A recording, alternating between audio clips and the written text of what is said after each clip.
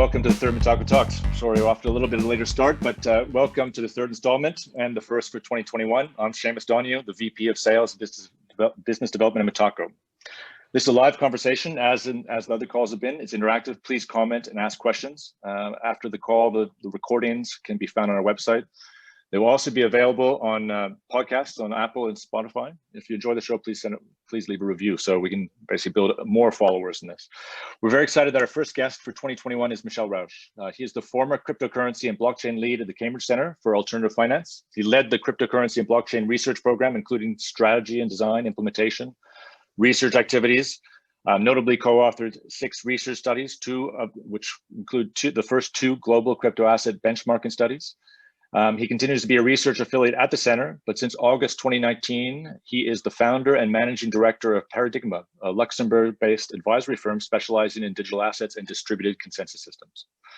Michel, welcome. Thanks for joining us. Hi, Seamus. It's great to be here. Great. So obviously, there's been a lot happening in the space. I think you've had a front row seat in terms of documenting that. We'd love to hear, how you basically originally got involved with the Cambridge Center and the genesis of the studies there.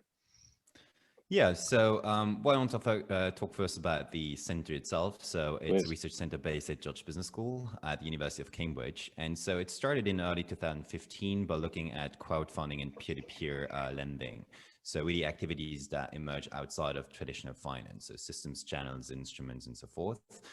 But with the key distinction that they actually wanted to go directly to the industry, to ecosystem actors, and collect empirical data from there to really build that picture of how those ecosystems actually develop and evolve.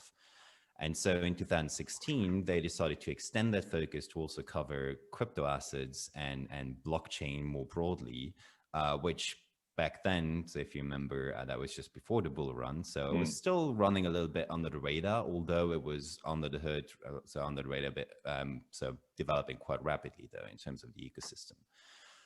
And so they brought in Dr. Garrick Heilman, who is now the head of research at Blockchain, the wallet company. And so I was the research assistant that helped him in designing those studies. So the question, I incidentally also just finished or graduated from university by writing a master thesis on the Bitcoin business ecosystem, as I call it. So looking at 500 different projects and companies, and then visualize that evolution using network graphs from the years 2010 to 2015. So we use that as really a starting point to then ask ourselves, so what can we actually add in terms of research to what already existed back then? And so there were quite a few academic papers. So I think after 2014, the first academics started to really look into this, so more from an economic and financial perspective. But what was really lacking was that empirical side of it. So there was no data, particularly on companies, on business activities and the ecosystem that was, let's say, at least reliable and it could be used for proper analysis. And so we decided to essentially then go to the ecosystem actors and to just ask them to fill out surveys and talk to us, which sounds quite easy, but believe me, it was a very, very hard task to first just gain the trust of these companies, because even back then, let's say it was still a bit of a different environment. It was less professionalized, I would say. Yeah. So also in terms of the convictions, let's say, and the beliefs and so on. So most startup founders back then, they were still very much in that libertarian spirit and completely privacy focused. So of course you don't want to share any data, even if it's a university. So it took a long time to really gain that trust and establish those relationships, but we eventually did it and managed to launch that. So published the first study, coincidentally, really, if I remember correctly, just 2 weeks before the bull run in 2017 started. So if you actually go to that first page, so we have a nice market cap charts where I think it was 20 billion back then, and just like 2 weeks later, it was just like 10x and continuing. So it was, of course, already outdated just the second it came out. And that remained one of the big issues for the subsequent studies as well. So if you just take like the journey from really starting the studies, so designing the surveys, reaching out and everything, to really publishing it, generally takes about 6 to 8 months, which is quite a long time. Like And as I'm sure you know, and everybody else listening here, that is just an eternity in the crypto asset ecosystem. Which is why we more recently decided to actually switch more to, let's say, interactive and real-time online data tools, rather than having those large, long benchmarking studies. And so there's a few announcements that will be coming out in the coming weeks and months, which I'm quite excited about, that my colleagues have been working on. So perhaps worth discussing later too. That sounds good. I mean, a lot there, basically. I think, you mentioned basically how to tracking, the network effects and tracking the evolution. I think you obviously have these three benchmark studies. I think the market, and we can talk about it, even since December to now, there's been a huge run up in prices. And I think to a degree, there's a theme in the market. They view the market cap as a kind of an indicator of adoption. But I think there's some other indicators or some other, let's say, theories in the market. Notably, I think just recently, one of the very active participants in crypto Twitter, Raul Paul, put forward something around Metcalfe's law that you can use, basically, which is the network's value is proportional to the square of the number of nodes in the network, be those nodes being computers or, servers or simple users, as a way to track, rather as a way to explain basically adoption and basically evaluation. And not just so much asking about valuation, but what do you see as the key metrics to evaluate adoption? Because there's obviously huge implications in terms of where we're going. If it is, I think Willy Woo is one of the, again, an on-chain analyst in the market who talks about something like 1% to 2% adoption rate of like global population have wallets now. But if we see that adoption rate is potentially exponential, and what do you see as the key metrics, and what are the kind of structural changes you've observed in the market that will help drive that adoption? Yeah, it's a very tricky question because I don't think there's any particular metric that you can use, and we've spent quite a lot of time actually looking into this. So there's a few things you can look at. So first, in terms of the ecosystem, so just the number of companies, the type of activities they do, how they're spread out, what geographies they're operating in. And so in those terms, we can definitely see an improvement pretty much every single year, also in terms of headcounts and so on, which I think is a very good sign. In terms of just the maturity also of the industry. Also in terms of so if you stick with the industry, how big companies are, how professional they have got in terms of funding.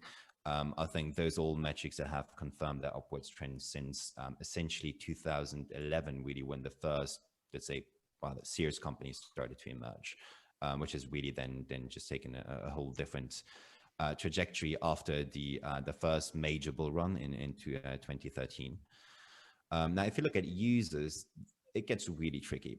So we avoided in the first benchmarking study to put an estimate there because there was absolutely no way to just find reliable data on that.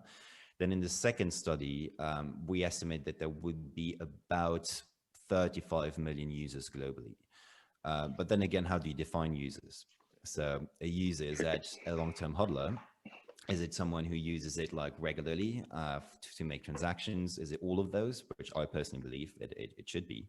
But so that means that Bitcoin means different things to different people. And it has always been like that, and it will always be.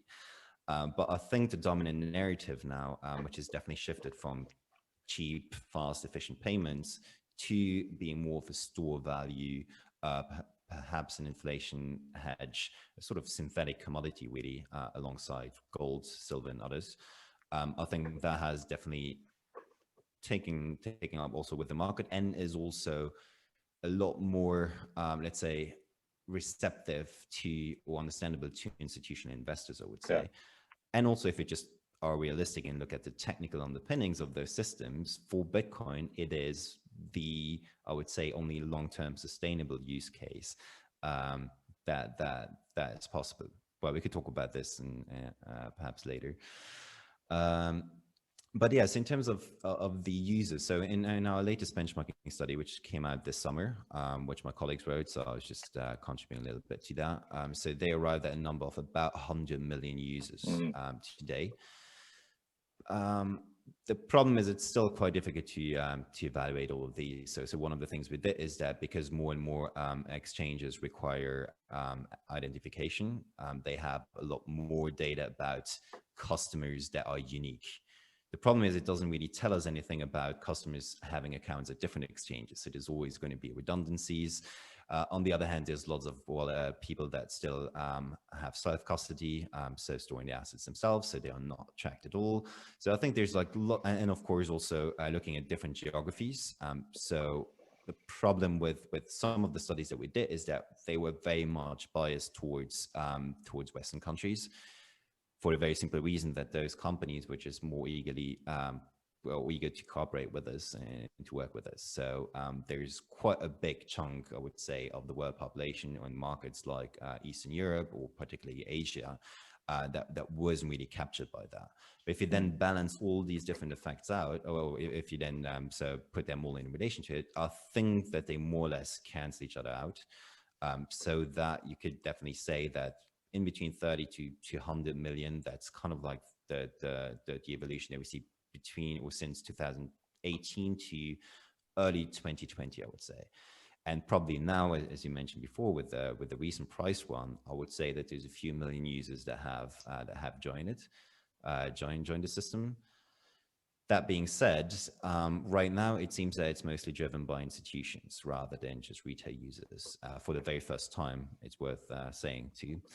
And in terms of like users, that makes it quite difficult, right, to define what it is. So if you have in theory, a pension fund, does that make it one large new user, or does it make the millions of people that are indirectly getting exposure to it? Are those also being counted as users, right? And that's a bit the thing with Bitcoin, why it's quite difficult to actually put those traditional, let's say, metrics in terms of adoption and curves and just doing those forecasts, because it can be so many different things. And we're really talking about also a settlement infrastructure where you have intermediaries that are using that system, but you have the users that actually are not even aware that there's anything or what's going on in the backends. And so that's kind of like the tricky issues. Well, there's a lot to unpack there. I mean, I think you mentioned the narrative of let's say gold or a store of value similar to gold 2.0 as capturing the institutional investors awareness as inflation hedge, particularly given the macro backdrop of unlimited sort of QE fiat printing, print or go burr sort of theme. I think that's obviously accounts for a lot of the let's say notable investors that come into the market in the last year, and I think to a degree that's really brought into it as a treasury asset. Michael Saylor is obviously a big proponent of why cash is a little bit questionable as even as a basic store of value, and have shifted assets into Bitcoin. Are we at a stage, and I think your point about one institutional investor coming, I think in the case of PayPal, obviously we've had a huge uptake, and if you include all their users as wallets, this is a dramatic inflection point. And there's obviously a number of other institutions that are providing pipelines, and there's talk of a renewed chance or a new chance of an ETF being accepted. What do you think that does for the acceleration of the adoption of this asset class and for innovation in this space? And where do you think the infrastructure to support that innovation is, based on what you've seen, the evolution of it? Yeah, so I would separate two things here. So one is the actual infrastructure when it comes to the blockchain networks themselves, and on the other hand, the infrastructure that is being built as part of, let's say, the commercial offerings by companies in the ecosystem. And so I think there's been a lot of innovation on both sides, particularly if you look at Ethereum and then getting to DeFi, obviously, that development has just been breathtaking, to be honest. So I've been following this industry for about 6 years now, full time. And it's always been impossible to keep up with everything, even if you do it on a full-time basis. Exactly. But now it's just gotten completely out of control with DeFi. It's really it's an open marketplace for permissionless innovation. People, and the most important part being that people can build on other people's R&D.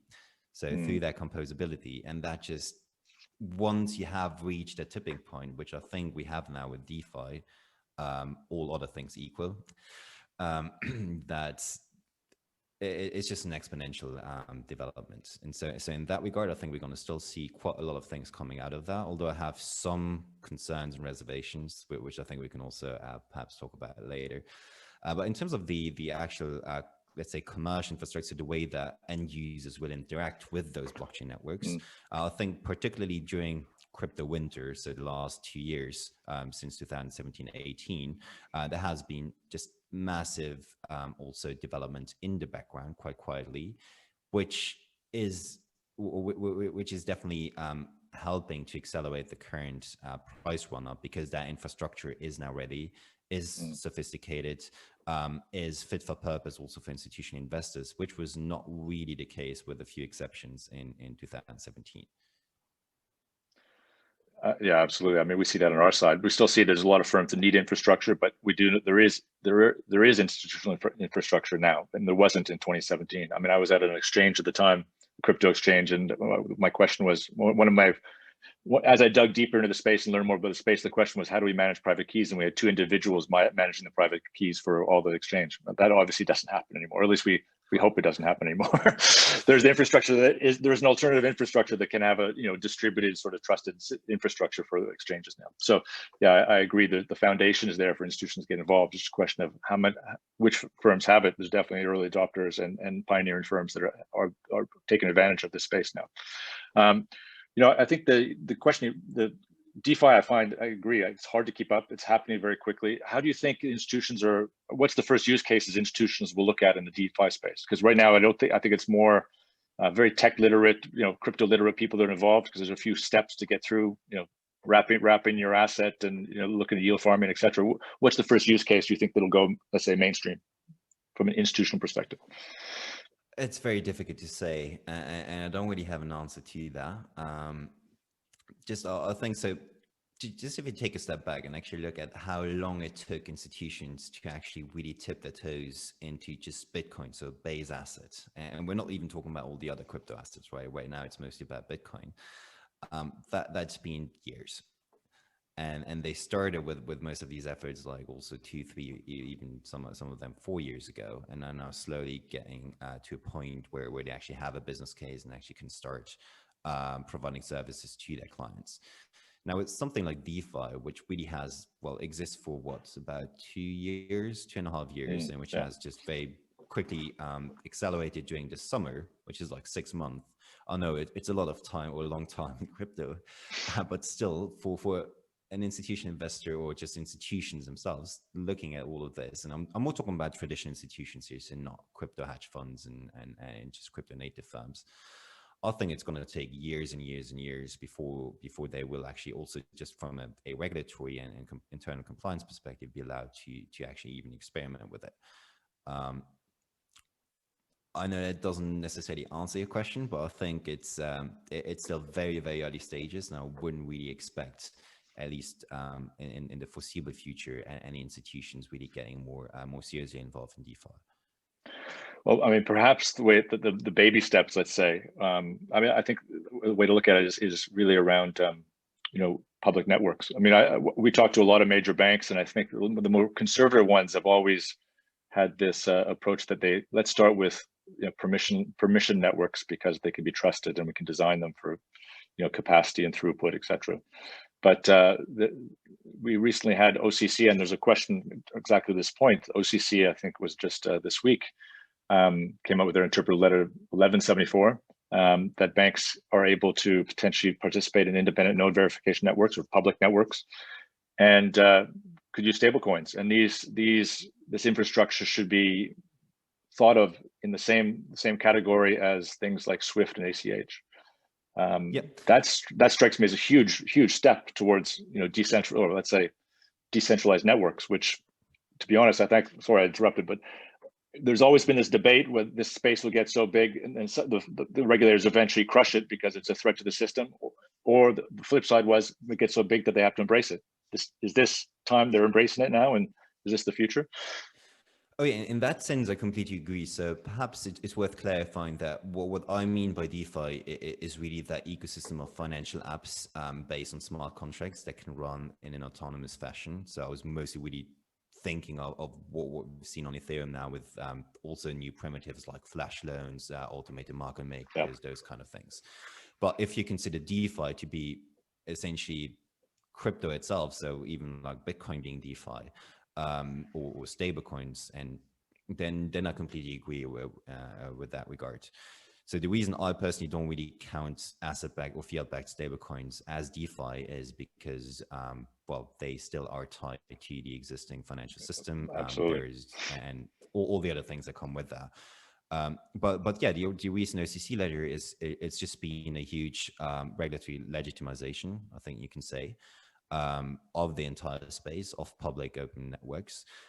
And that very importantly removes, I would say, some of the regulatory hurdles, but also the internal hurdles that institutions have faced. And so I think it's perhaps too early to, like many in the crypto industry did, based on that announcement, to think that now within the next few weeks, months, there's just going to be a complete rush into all of this. But it's definitely a big step over the I would say with medium to long term effects to be seen. Not every firm is going to dial up a Bitcoin node or manage an Ethereum node just yet.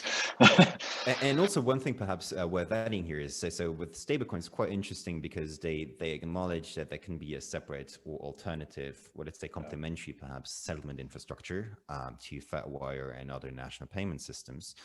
But that being said, I think let's also be realistic about the state of the current public network. So I think we've made huge progress compared to a few years ago, also in terms of throughput and just what you can do with those networks. But they're still really tiny in the grand scheme of things. And so I would be very surprised if a bank or a large institution would decide to actually put sizable wholesale volumes on those networks, because frankly, those networks right now, they wouldn't be able to support that. And let alone all the game theoretical implications that would be a result of that. And of course, then the incentives that could be changed, which also would impact the security of the underlying network. So let's not forget that crypto is the very strange thing, which is based on economic incentives. They're essentially more socioeconomic systems than technical systems. And that means that they react to any sort of let's say, input from outside. And I think it's still worth keeping that in mind, and just be a bit more realistic, I guess, about what those networks can at least currently do. That makes a lot of sense. So how do you think basically where the initial sort of growth? I mean, we've seen obviously a rapid growth in the stablecoin market over the last year. I think from probably 5 billion at the start of last year to over 30 billion now. But there's been some initiatives like Circle's coin, the initiative into directly aid into Venezuela, for example. I mean, there's things that this is really flattens the financial system in some ways. I mean, how do you think this is from a, let's say, a broader global economic perspective? Is this something that enables everybody to have a bank account, an offshore bank account, effectively in their phone, or how do you see the traction here? Well, I think there's a reason why not everybody can have an offshore bank account, and that's regulation. And I don't think stablecoins will be able to kind of like stay under the radar, or at least under that regulatory framework for, or outside, sorry, regulatory framework for a long time. Depending, of course, on which type of stablecoins we're talking about, but I assume fiat-backed stablecoins right now. I think what's actually the most interesting thing for myself on all of this is that, so if you look at it from a really a financial and monetary perspective, and really looking at the very basis of our current monetary system, which is effectively a public-private partnership between the central bank and the banking sector, so commercial banks that are involved in money creation or credit, and more importantly, even distribution. Now, that is also where we have deposit protection to institutionalize that arrangement. But over the last 30 to 40 years, we've seen the development and rapidly growing also in importance of those wholesale offshore markets, so the Euro-dollar market, where you have completely new types and forms of money that have emerged. So talking about money market mutual fund shares and those kind of things that are increasingly being used in the shadows as a substitute, or essentially quasi money for wholesale transactions. And now you have stable coins that are effectively another type of just quasi money, but that runs on open, transparent public infrastructure but with the big difference that it's not with a wholesale focus, but it actually touches directly consumers. And that, I think, is a big thing that regulators, where they are really getting a lot. And the key thing here is now that with the recent, for example, the Stable Bill Act, but also recent discussions about CBDC and so on, which is also still a very related topic there, we're really, I think, at the beginning of a potential reconfiguration of the monetary system as we see it. And I'm not saying with that stablecoins are going and CBDC is just going to be, you know, the new Necklace Ultra. But I'm really thinking that the fact that Bitcoin led to the emergence of, in the end, stablecoins, which pressured central banks into looking at CBDC, which is nothing else than really just rethinking the current structure and that public-private partnership that right now is exclusively limited to banks, but could in the future involve other types of companies like big tech, but even crypto firms, other financial institutions. And so also different new forms of money. I think that is really the big play here. And this is something that happens perhaps every 50 to 100 years. And so I think it's quite exciting times. And just the fact that crypto, which again, just like 5 years, was barely noticed by the general public, has now, I think, massively contributed to accelerating that discussion. That is by no means a small feat, and it's quite exciting to be on there. Yeah, I mean, I agree. I think there's obviously been an error. The CBDC topic is every central bank is talking about it, and I think everyone's looking at you know, the DCEP, the China project rather, as potentially a model. But you know, as you know, we can think in COVID times, it would have been great if all these checks that the Fed in the US was writing to kind of tide people over during the lockdown could have been directly managed through something like a CBDC, because just put it straight into exactly the person's wallet that needs to get there. But there's also, when you look at the Chinese model, there's also potentially a very dystopic future you can imagine, basically, just a total control over us, basically, right? Is that, you know, to what degree do you think the OCC announcement is kind of is it a stopgap, or is this basically a validation? Maybe there's a different model, more of a decentralized model, where, as you mentioned, it's like, let's leverage kind of the innovation of the private side in the US, in the West, and really have a joint effort at creating something that possibly fosters a lot more innovation, as you said, multiple use cases that won't be driven by a centralized model. And it's, you know, I think this is obviously a much more prosperous and much more positive future, particularly from a liberty perspective. What do you think? Oh yeah, definitely agree. And I think if it's so, when talking to most central bankers, they absolutely have no desire at all to be responsible for money creation and particularly distribution as the only party. That is not what they've done. They have no experience in handling end users and having that infrastructure, having customer support and those kind of things. And it would essentially be a sort of completely centrally planned, or lead to a centrally planned economy in the end, where you have just one single institution that is also responsible as a result of that for credit allocation.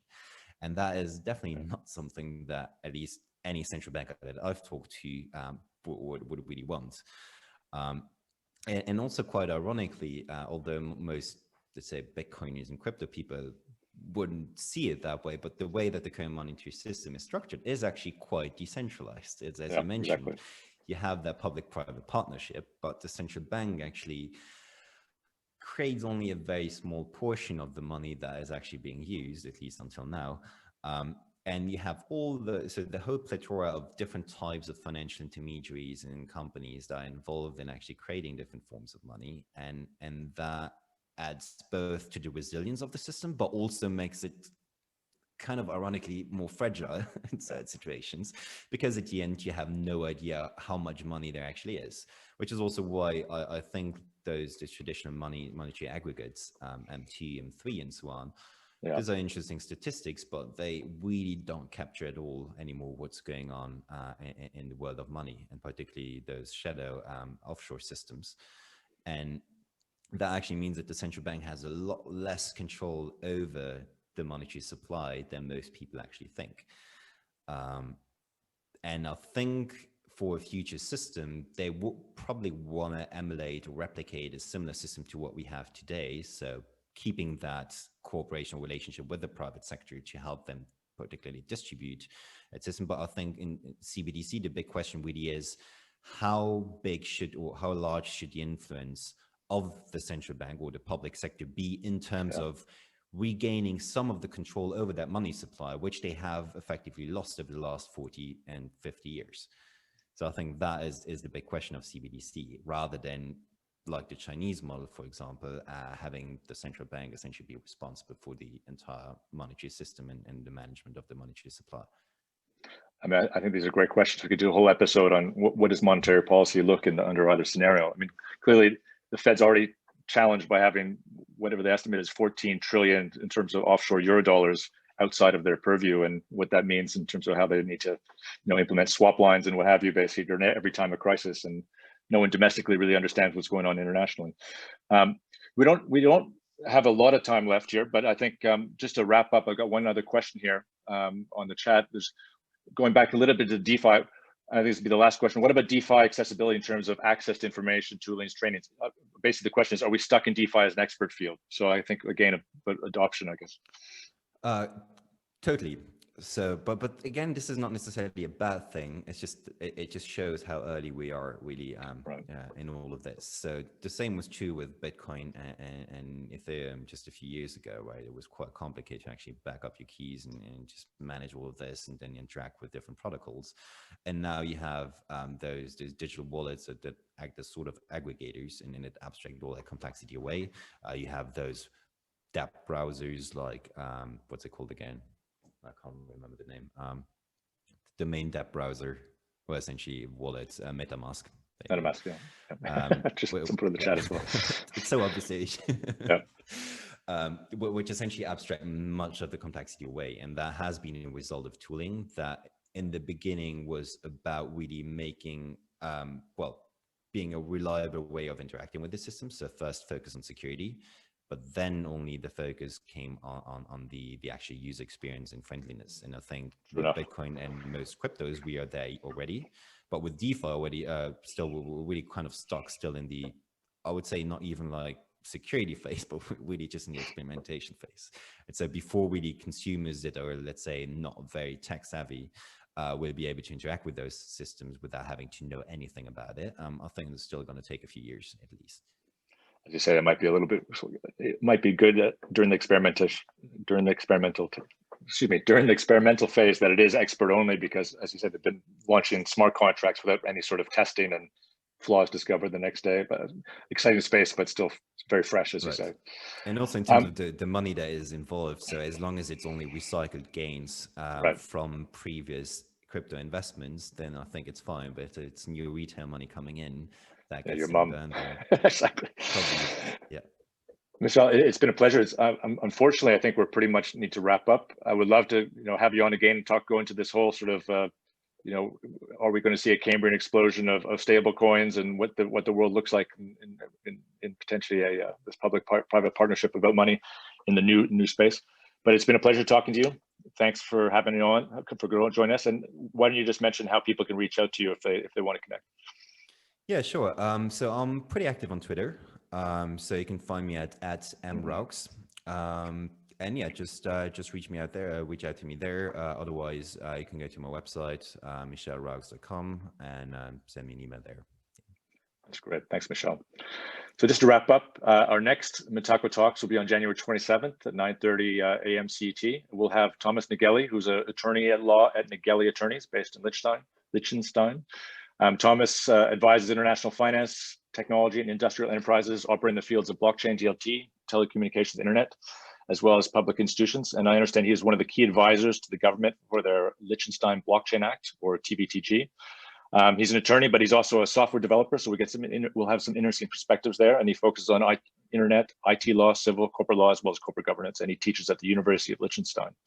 So till next time, thanks again for joining today, and thank you. Thanks, Michel. Thanks, bye.